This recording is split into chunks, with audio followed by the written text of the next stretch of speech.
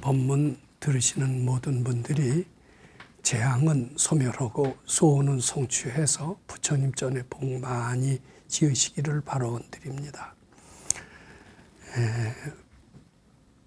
그 금강경을 부처님께서 3번 설하셨다고 그런 이야기가 있습니다.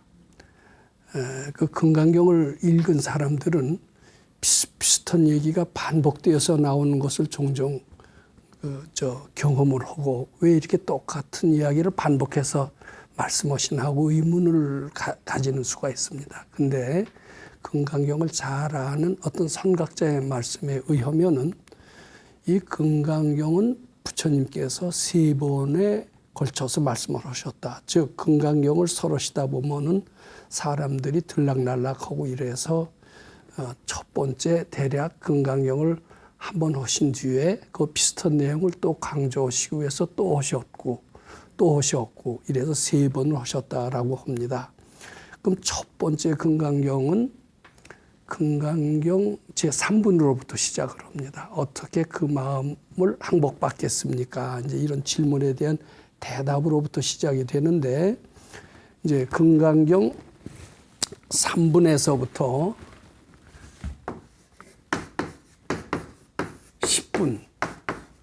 10분까지가 이제 금강경 한 번을 설했다 이렇게 말씀을 하십니다. 또 이제 11분, 12분은 금강경에 대한 공독을 말씀하시는 거예요. 그래서 이제 요 10분을까지 설명하시면서 결론적으로 이제 1차 금강경 설하실 때 결론을 응무소주 이생기심으로 아마 결론을 맺으셨던 것 같습니다. 그리고 요 응무소주 이생기심으로 결론을 맺은 뜻이 무엇인가 그것에 대해서 제가 일전에 말씀드린 적도 있었습니다. 금강경 이제 2번째 설했다라고 하는 것은 바로 13분부터 16분까지가 금강경 2회다 이렇게 말씀을 드려도 좋을 것 같습니다. 요 13분부터 16분까지 내용은 3분부터 10분 내용과 아주 유사하게 전개가 됩니다. 그런데 이때도 결론이 뭐냐 하면은 오늘 그 말씀드릴 주 내용이기도 합니다만은 시고로 보살은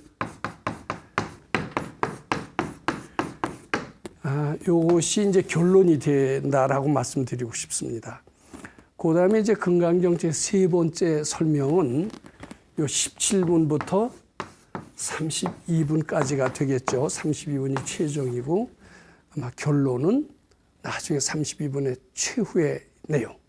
이제 일체유의법이 여몽환포용이며 여러 역여전이니 응작여시관이니라 이제 요것이 이제 17분부터 32분까지의 결론이 된다. 이렇게 말씀드리고자 합니다. 그럼 오늘은 이 2번째 13분부터 16분까지 쭉 했는데 가장 핵심적인 내용이 14분에 들어 있습니다. 14분의 결론. 그것이 뭐냐면 보살은 심불웅주색보신이라 하는 그런 표현이 나오는데 요 말씀에 관한 논의를 한번 좀 해보는 것은 매우 필요하다 이렇게 말씀드리고자 합니다. 요것은 풀이를 한다면 그런 연고로 보살은 마땅히 마음을 세계주해에서 행동해서는 안 된다 이런 뜻입니다. 세계주에서 행동해도 안 되고 불웅주 색성향 미촉법 색성향 미촉법의 주에서 행동해서는 아니 되느니라 이런 뜻입니다. 이제 이것을 쉽게 제가 다시 풀어볼게요. 색성향 미촉법이 내 마음 속에 있는 요소예요, 내 마음 밖에 있는 요소예요. 색성향 미촉법, 요 색이고 소리고 냄새고 이게 내 마음 속에 있는 거예요, 마음 밖에 있는 거예요. 마음 밖에 있는 거죠.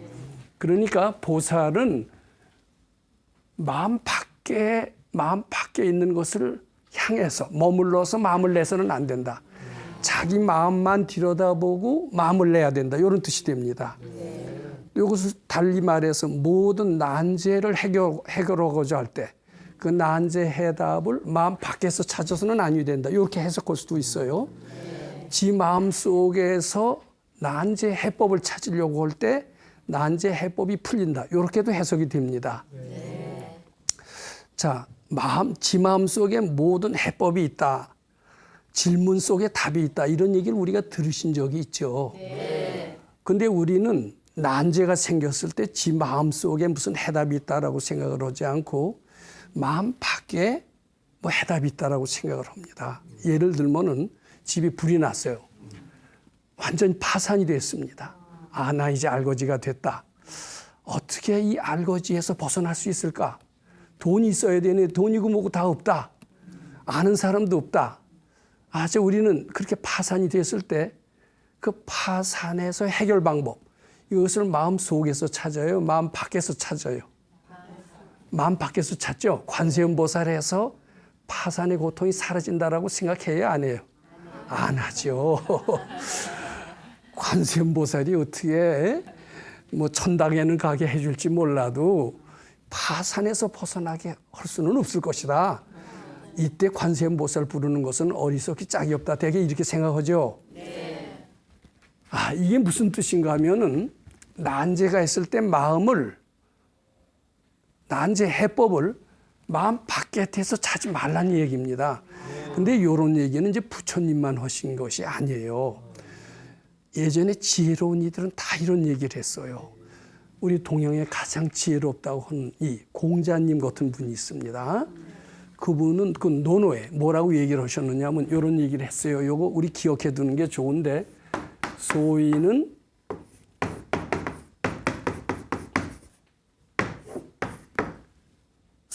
소인배는 구제인. 여기 무슨 뜻인가 하면 난제가 생겼을 때 난제 해법을 사람한테서 찾는다. 아, 예를 들어서 내가 지금 파산이 됐다. 아, 우리 아버지가 돈이 많은데 우리 아버지는 나를 도와줄 수 있을 것이다. 내가 그전에 누구한테 은혜를 베풀었는데 그한테 가서 사정하면 될 것이다. 이렇게 하면서 어려울 때 그 해법을 어디서 찾아요? 내 마음 밖에서 찾는다는 이야기입니다. 근데 군자는 뭐냐면 지혜로운 이예요. 지혜로운 이는 그 난제 해법을 구한다. 어디서 구하냐? 자기한테서 구한다는 뜻입니다. 자, 요 얘기나 즉 공자님의 이 얘기나 부처님의 이 얘기나 서로 일맥상통하죠. 지혜로운 이는 서로 이게 결론이 같습니다. 근데 이것은 굉장히 희망적인 이야기입니다. 자, 나는 지금 굉장히 몸도 병약하다. 집안에 돈도 없다. 머리도 나쁘다. 근데 출세는 하고 싶다. 이럴 수 있어요, 없어요? 있어요. 그랬을 때 그걸 마음 밖에서 찾으라고 그러면은 돈도 없지, 건강도 나쁘지, 머리도 나쁜데 어떻게 도저히 나는 출세하고 싶은 마음은 있어도 출세를 달성할 수가 없습니다. 마음 밖에서 찾으려면. 근데 지 속에서 만일 찾을 수만 있다면은, 왜냐하면 군자는 모든 난제 해법을 지 속에서 구한다고 그랬고, 여기에서도 마음을 밖에서 외부에서 찾지 말라 그랬는데 지 속에서 찾을 수 있다면은 이것은 굉장히 희망적인 말씀이에요, 아니에요? 굉장히 희망적인 말씀입니다. 근데 지 속에서 찾을 수 있다는 것 같아요, 이게. 아, 그리고 근데 이제 사람마다 이제 어려운 경우가 닥쳤습니다. 아, 나는 이제 뭐 예를 들어서 대학 입시에 떨어졌다. 그것도 이제 아주 실망스럽죠. 또 사랑하는 애인한테 발길질 당해서 괴로웠다. 이것도 굉장히 괴로운 일 아니에요? 그리고 취직 시험에 또 떨어져서 가족들을 먹여 살려야 되는데 걱정이 태산 같다. 이런 이제 난제가 있을 때 이 밖에서 해결하려면 참 어렵습니다. 지 속에서 해결할 수 있으면 얼마나 좋을까. 근데 이게 발은이는 지 속에서 다 해결할 수 있다라고 그래요. 희망을 주세요. 굉장히 희망적인 이야기입니다. 그럼 과연 지 속에서 해결할 수 있을까? 이제 우리가 한번 이제 하나하나 검토해 가 봅니다. 지 속에서 해결하고 다른 사람한테 구하지 마라. 마음 밖에서 찾지 말고 지 마음 속에서 구하라. 이 얘기는 바깥을 향하지 말아라는 뜻입니다. 어려운 일이 있을 때 마음 밖에서 뭐 해법을 구해서는 굉장히 해결하기 어렵다. 지 마음속에 다 해결의 방법이 있느니라 이렇게 얘기를 하시는 겁니다. 그러면서 마음을 바깥으로 향하는 것을 적극적으로 차단하게끔 합니다. 자, 우리 친구 중에서 아주 훌륭하신 불자가 있어요. 아주 점잖은 분인데 이제 결혼식에 주례를 씁니다. 주례를 딱 쓸 때 이제 주례사로서 이런 이야기를 종종 한다고 그래요. 뭐냐면은 신랑은 신부를 다른 신부와 비교하면서 살지 말아라. 다른 비교하면서 사는 결혼 생활은 결국 불행을 초래할 것이다.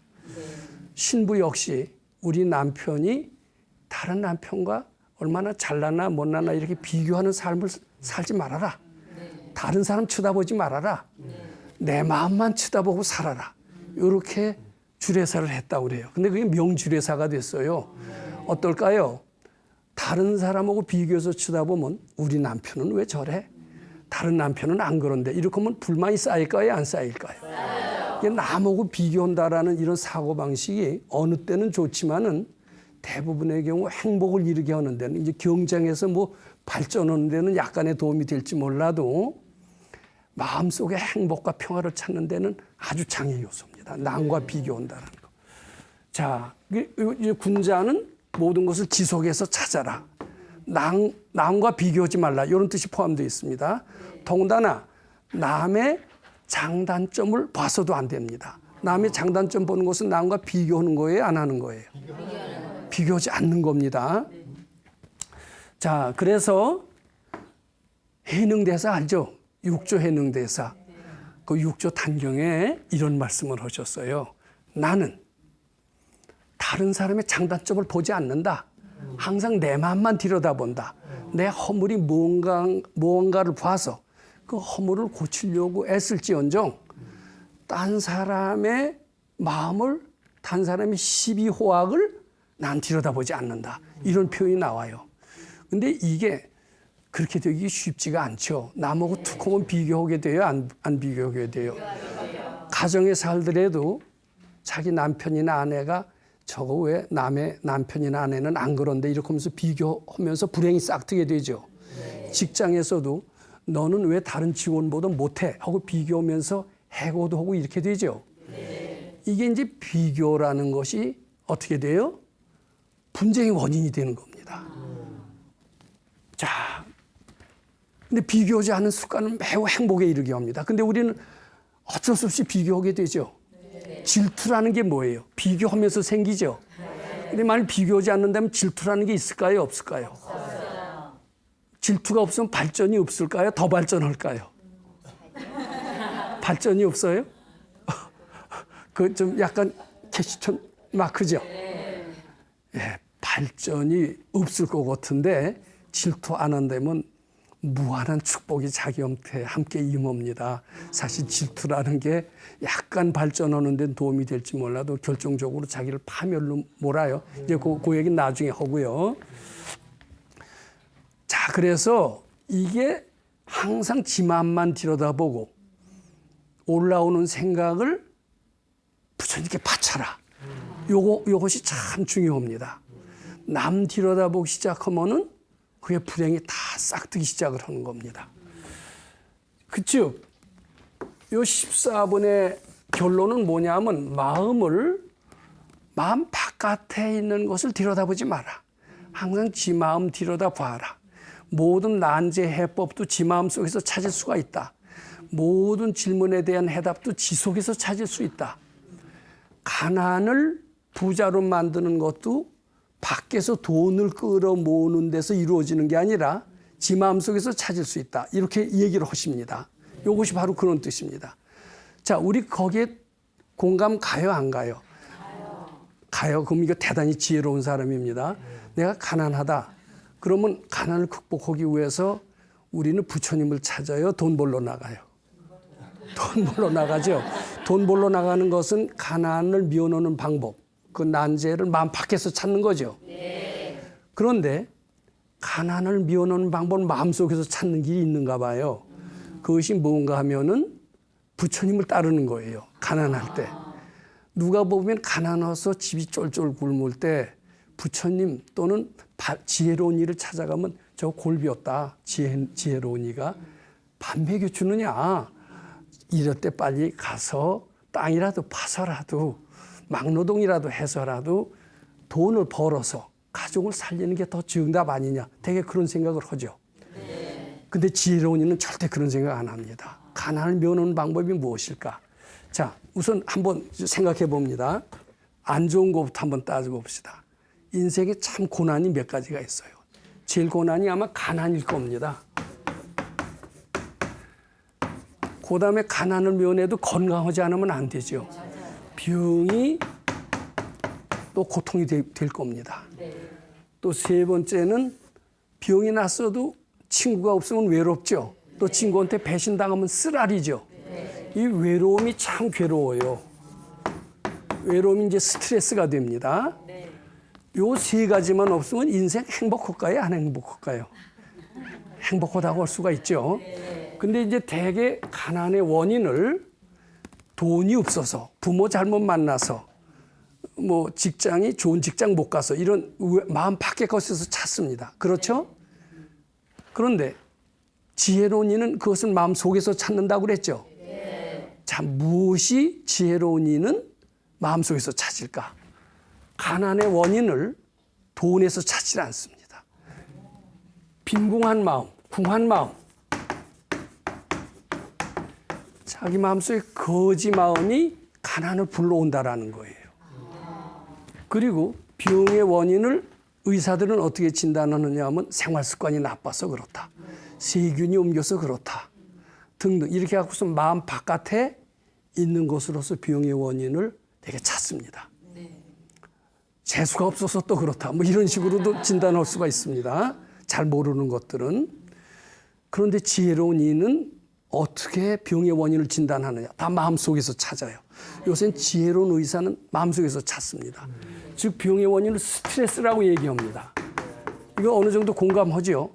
지금 암의 원인은 거의 스트레스로 밝혀져 있습니다. 근데 이거 불교에서는 스트레스라는 표현 대신에 번뇌망상이라고 그래요. 망상 또는 탐진치라고 그래요.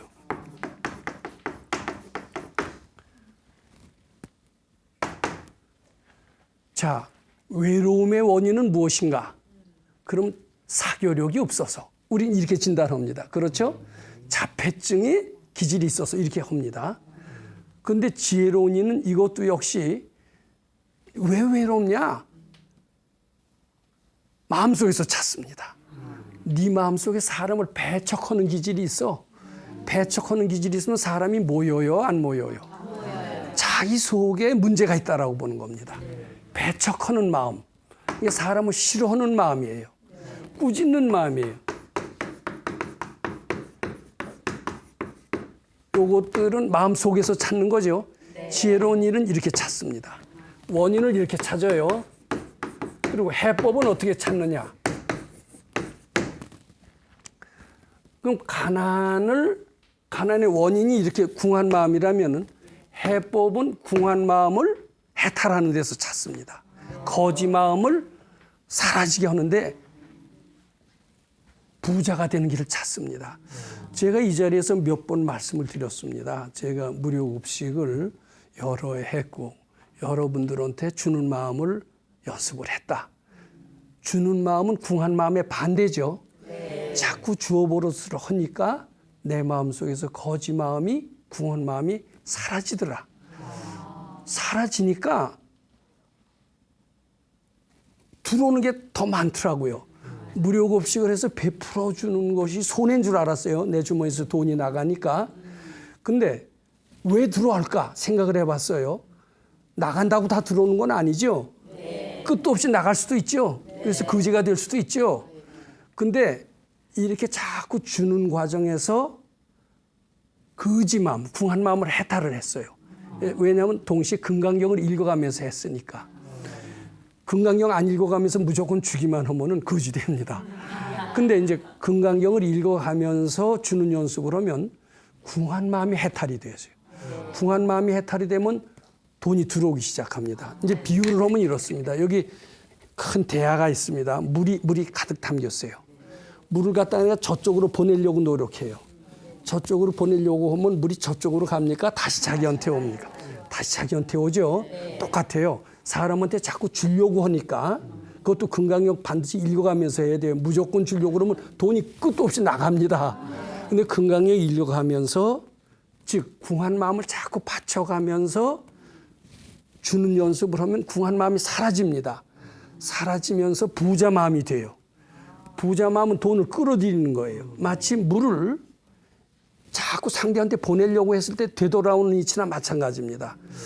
그래서 저는 무료급식 십몇 년 하면서 돈이 많이 나갔을 것 같지만 반대로 들어오는 게 더 많아서 저는 이제 거지에서 탈출했어요. 마음만은 아주 부자가 됐다 이렇게 말씀드립니다. 그러니까 해법이 뭐냐면 이 궁한 마음 해탈이에요. 근데 이제 제가 여기서 참고로 말씀드립니다만 그냥 주기만 하면은 끝도 없이 나갑니다. 우리한테 자식한테도 주고 또 주고 끝도 없이 바라는 자식 있어요, 없어요? 있어요. 부모 완전히 파산 직전까지 몰고 갈 정도로 우리 빚보 좀 서주세요. 아들이 그러면 부모가 또 퍼줘요. 그러다 같이 망하죠. 그런 예 많이 봤어요, 안 봤어요? 봤어요. 근데 금강경을 읽어야 됩니다. 금강경을 읽어야 되면 마냥 주지 않아요. 주다가도 멈추게 돼요. 또 자꾸 이제 바치거나 부처님께 바치거나 이래도 멈추게 됩니다. 즉 우리는 주는 게 목적이 아니라 궁한 마음 해탈이 목적입니다. 근데 주는 과정에서 궁한 마음이 해탈이 될까요, 안 될까요? 해탈이 됩니다. 특히 금강경 읽어서 가면은 마냥 나가지 않고 어느 정도에서 궁한 마음이 해탈이 되면서 지 마음은 부자 마음이 되면서 돈이 들어오기 시작합니다. 자, 그다음에 병의 원인은 스트레스라는 것은 거의 밝혀졌습니다. 암의 원인이 무엇인지 잘 모른다고 하면서 그 아주 세계적인 암 전문가가 얘기를 하는데 스트레스를 받은 사람은 여지없이 암으로 되는 너무나 실감나는 사례를 많이 발견한 거예요. 반대로 마음속에서 스트레스를 자꾸 몰아내기만 한다면 건강해진다는 것도 어렵지 않게 알 수가 있죠. 네. 그런데 이 금강경 읽으면요. 금강경 속에 이 번뇌망상은 착각이고 본래 없다라는 내용이 쭉 나옵니다. 그래서 금강경 읽으면은 스트레스가 가라앉아요. 실제로 한번 읽어보세요. 가라앉고 나중에는 없어져요. 그러면서 마음이 평온해지는데 마음만 평온해지는 게 아니라 몸도 아주 건강해집니다. 왜냐하면 병적인 요소가 스트레스를 주는 요소가 사라졌기 때문이다. 이렇게 얘기할 수가 있습니다. 그다음에 외로움은요. 자기가 불러와요. 아, 나는 어떻게 나한테는 사람이 안 와. 나한테 오면은 또 남자가 여자를 사귀려고 해도 내가 돈 줄 때는 그저 좋아하다가 돈 안 주면 그 이튿날로 싹 달아나. 이렇게 얘기하면서 나는 참 인덕도 없네. 이렇게 얘기하는 수가 있어요. 근데 인덕이 없어서 달아나는 게 아니에요. 지혜로운 이가 딱 보면 지 속에서 먼저 사람을 잘 꾸짖는 수가 있어. 아이, 저건 어떻게 양치질하는 버릇도 저 모양이야. 또 밥 먹는 것도 왜 저렇게 사람이 매너가 더티해. 이렇게 자기도 모르게 꾸짖을 수 있죠. 네. 그런 것들이 사람 쫓아내는 겁니다. 아, 저거 옛날에 내 저런 사람 만나서 맥 빠진 적이 있었는데 맥 빠진 그 사람하고 버릇이 똑같을까 이렇게 생각하는 순간 그 사람을 배척하는 거예요, 안 배척하는 거예요? 자기도 모르게 배척하는데 자기도 모르게 배척하는 게 그 사람을 도망가게 만드는 겁니다. 그러면 외로움을 없애는 방법, 그것도 마음속에서 찾을 수 있다라고 보는 겁니다. 이 남을 꾸짖는 마음 대신에 남을 사랑하라는 마음으로 바꿔봐요. 근데 사랑이 잘 안 돼요. 남의 단점 보는 게 쉬워요. 남의 장점 보는 게 쉬워요. 단점 보다 보면 자꾸 꾸짖게 되죠. 꾸짖다 보면 사람 꺼져라 이렇게 중얼거리는 거나 똑같습니다. 그리고 사람이 따르질 않아요. 그런데 이것도 금강경을 자꾸 읽어요. 금강경을 읽고 올라오는 불쾌한 생각, 꾸짖는 생각을 자꾸 부처님께 바쳐버릇하면은 마음속에서 꾸짖는 생각이 사라지면서 본래 우리는 부처님과 같이 대자대변 사랑의 성품이 속에 있거든요. 사랑의 성품이 드러나는 거예요. 드러나면서 많은 사람들이 모여들기 시작을 하는 겁니다. 그래서 덕이 있는 사람은 외롭지가 않아요. 맞아요? 근데 요게요, 우리도 덕 있는 사람은 외로울 거겠죠? 안 외로워요. 그래서 이 논어에 이런 말이 있습니다. 덕 울고 덕은 외롭지 않아. 사람을 따뜻하게 하는 것은 외롭지 않아서 반드시 이웃이 있느니라. 근데 저 사람 주위에는 사람이 없어.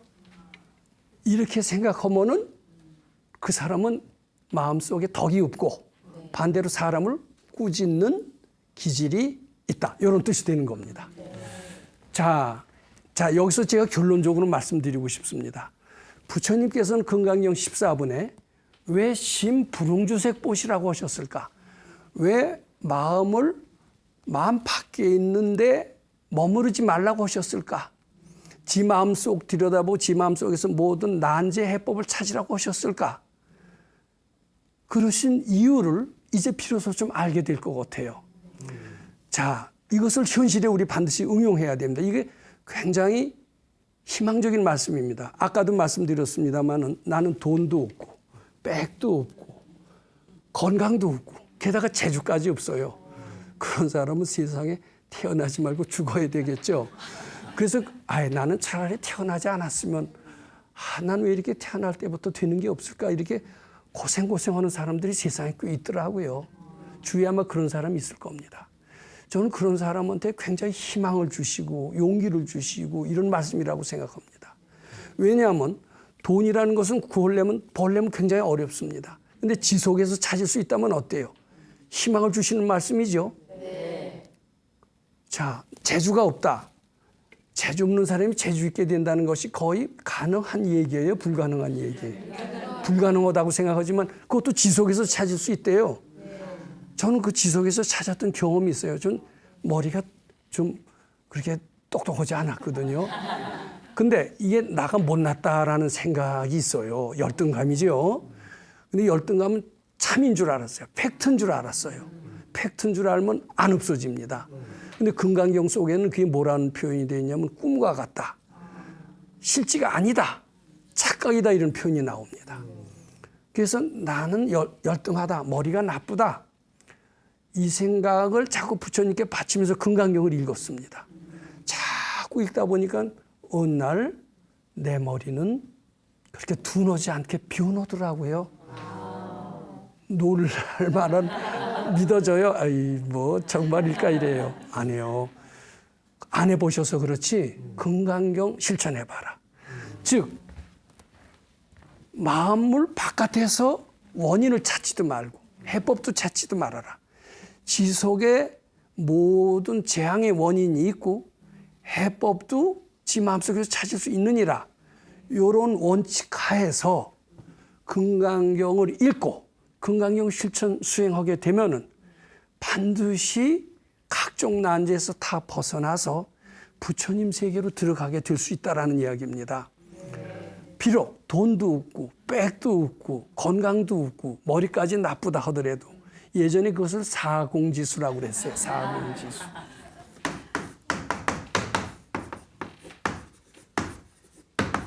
숫자는 잊어버렸습니다만 도처에 재주라는 게 하나도 없거든요. 헬렌 켈러 같은 사람 그래요? 안 그래요? 근데 그런 사람한테까지도 희망을 주시고 용기를 주시고 실천해서 드디어 달라지시게 한다면 이건 구원의 빛이다 그 말이에요.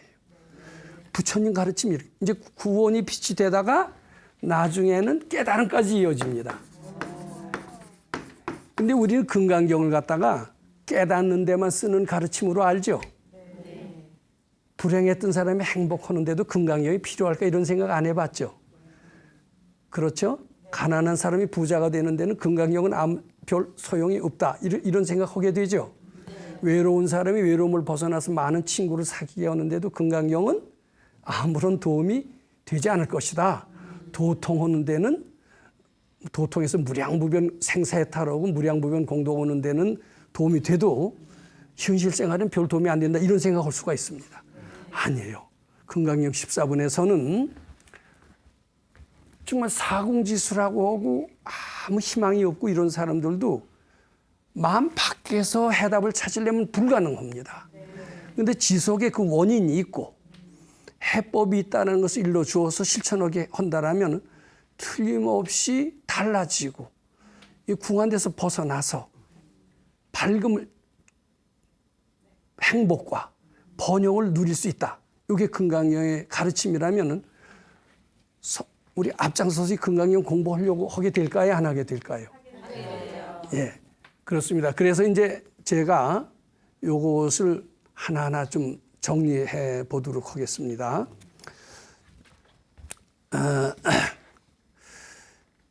이게 누가 하신 말씀이냐 하면은, 그래서 우리가 지금 어려운 일을 당했다고 칩시다.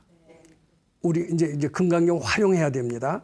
어려운 일을 당했을 때 어떻게 해서 벗어날 것인가. 이렇게 한번 생각을 해봅니다. 자, 어려운 일이 당했으면 불교 신자라고 가정합시다. 그럼 우선 처음에 백이 있나?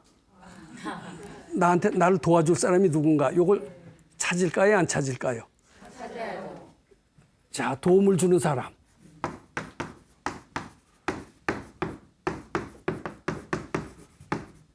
이걸 잘 찾습니다. 이걸 잘 찾게 이제 이게 안 된다면은 이제 나중에 별로 나쁜 짓까지 할 생각을 합니다. 근데 나쁜 짓 해서는 절대로 여기서 벗어날 수가 없죠. 그 뒤에는 어떻게 하느냐? 관세음보살 한대면은 기적적으로 뭐가 된대더라 이런 소리 듣죠. 네. 이제 그런 사람들은 뭐라 그러냐면 나는 관세음보살 했고 다란 일을 100만독 했고 절을 3000번을 했고 이래서 난제에서 벗어났다. 이렇게 얘기 가끔 들어요, 안 들어요? 이제 그렇게 해서 부처님한테 의지하려고 합니다. 부처님께 의지.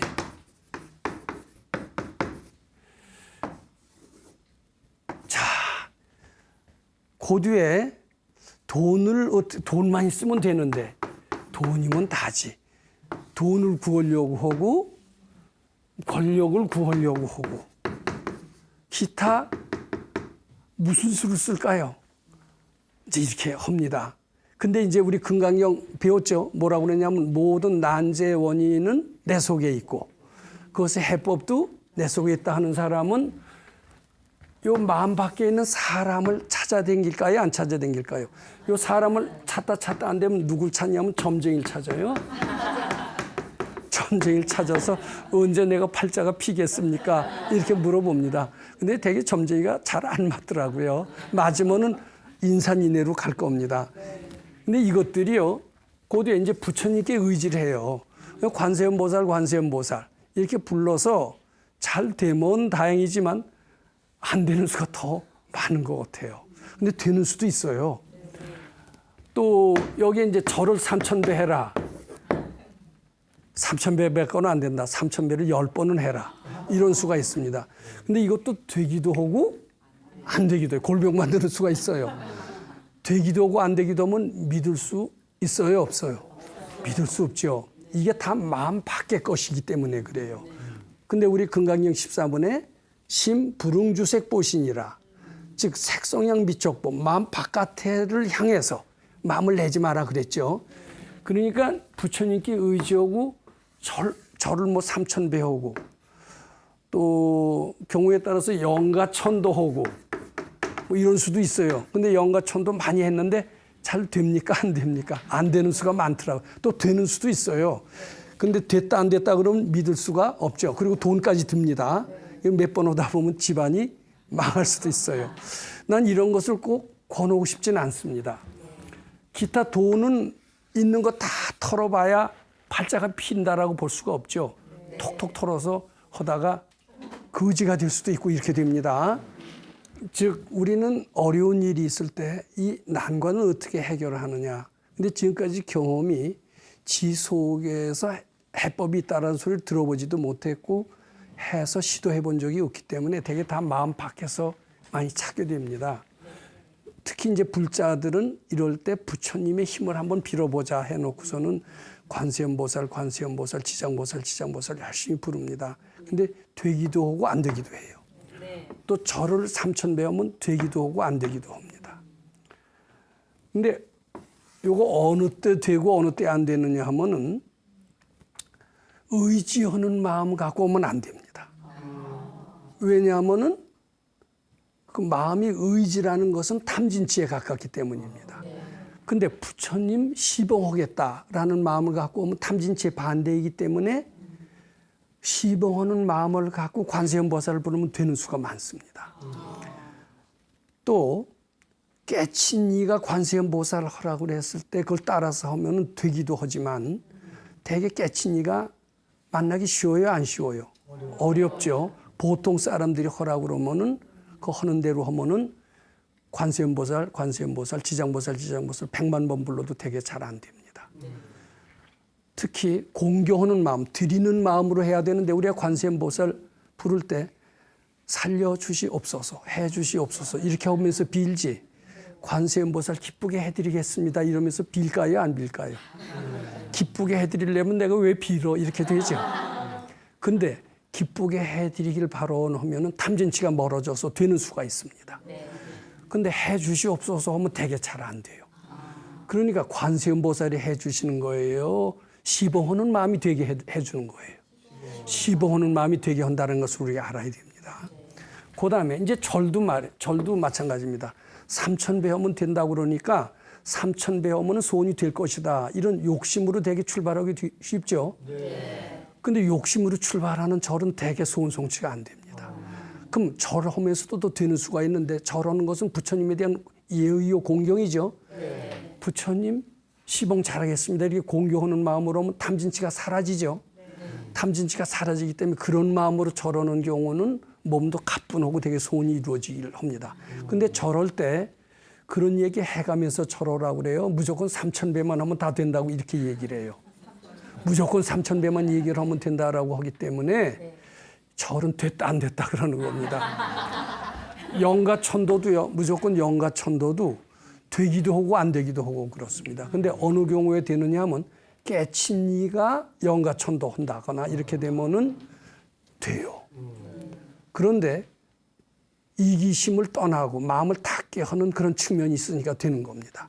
근데 보통 깨치지 못한 보통 사람들이 하는 영가천도는 자기 잘 되기 위한 영가천도죠. 지금 이기심이 붙고 이기심은 탐진치입니다.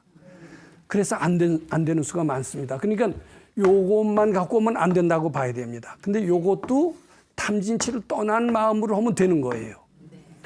그래서 문제는 이런 마음 바깥에 어떤 현상이 나를 살려주는 게 아닙니다. 마음속에 탐진치만 없애면은 구원의 길이 있다 이렇게 봐야 됩니다. 자, 그래서 우리는 점쟁이를 찾다가 점쟁이한테 의지하고 아주 영한 점괘가 나면 그걸 따라서 하겠다 이렇게 되는데 그런 점쟁이라면 점 잘 안 쳐줄 겁니다. 그런 점쟁이 없어요. 그래서 점쟁이를 찾지 말고 이 도인을 만나서 가르침을 받아야 되겠다 이렇게 정신이 날 수가 있습니다. 근데 어떤 게 도인인지 알 수가 없죠. 진짜 도인이 어떤 게 도인이고 어떤 게 깨친이고 어떤 것은 사입이 깨친인지 이 방법을 내가 지금 말씀드리도록 하겠습니다. 자, 진짜 깨친이는 모든 난제의 원인은 네 마음속에 있다. 또 난제 해법도 모든 난제의 원인은 네 마음속에 탐진치 즉 이기심에서 비롯된다. 이렇게 가르쳐주는 이가 있다면 그것은 깨친이에 속합니다. 또 너는 그 난제에서 벗어나려면 네 마음속에 이기심을 버리고 탐진치를 버려야 깨칠 수가 있다. 이렇게 가르치는 이라면 진짜 도인에 가깝습니다. 근데 돈을 가져오면 해결해 주겠다. 이렇게 얘기하면 도인에 가까워요? 안 도인에 가까워요? 도인에 가깝지가 않습니다. 네 속에 부처님이 향하면 탐진치를 벗어나면 해결이 될 수가 있다. 그리고 그 원인은 다름이 아니라 네가 네 탐진치가 불러오는 것이다. 이렇게 해주면은 참 존경할 만하죠. 근데 넌 정성이 부족해. 돈 가져오면 될 거야. 이렇게 하면 불순해 보이죠. 그렇게 하는 사람은 참 도인이 아니고 선지식이 아닙니다. 즉 지 마음 속에 모든 것이 있다라고 가리키고 지 마음 속에서 해법이 있다라고 가리킨다면 그런 것은 돈 안 들어도 얼마든지 할 수 있죠. 돈 안 들고 쉽게 할 수 있는 가르침을 주는 분이야말로 참다운 도인이다. 이렇게 말씀할 수가 있습니다.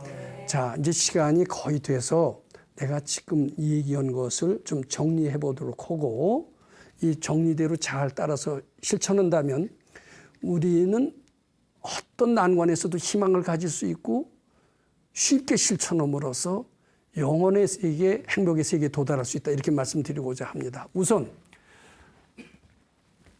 핵심이 무엇이냐면은 마음 밖에서 찾지 말라라는 겁니다. 마음 밖의 모든 색성향 미척법은 실상이 아니라 허상이다. 거기에는 난제의 원인을 거기서 발견해서도 안 되고 허상이니까. 또 난제 해법도 거기 있는 것이 아니다.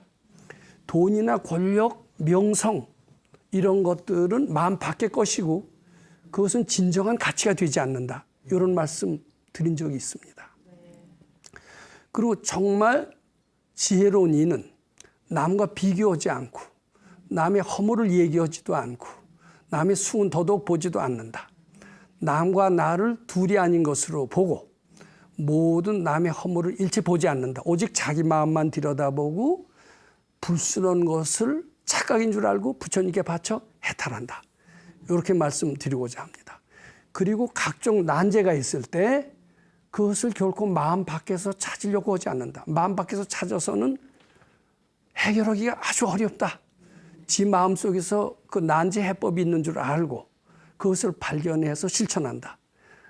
즉 주로 난제의 원인은 자기 마음속의 이기심, 즉 탐진치에서 비롯되고 난제 해법은 마음속에서 이기심의 소멸, 즉 탐진치의 소멸로서 이루어진다.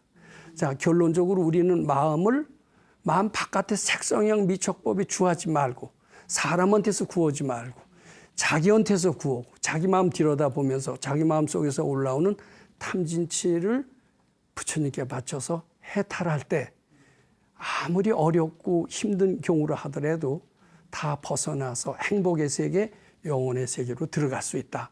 이것이 금강경 14번의 결론이기도 하다. 이런 말씀 드리고자 합니다. 감사드립니다.